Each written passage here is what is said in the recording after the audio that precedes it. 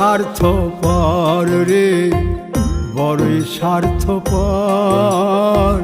বুকের মাঝে জায়গা দিলে যতন কইরা ভাঙ্গে রে অন্তর। মানুষ বড়ই স্বার্থপর রে, বড়ই স্বার্থপর। বুকের মাঝে জায়গা দিলে যতন কইরা ভাঙ্গে রে অন্তর।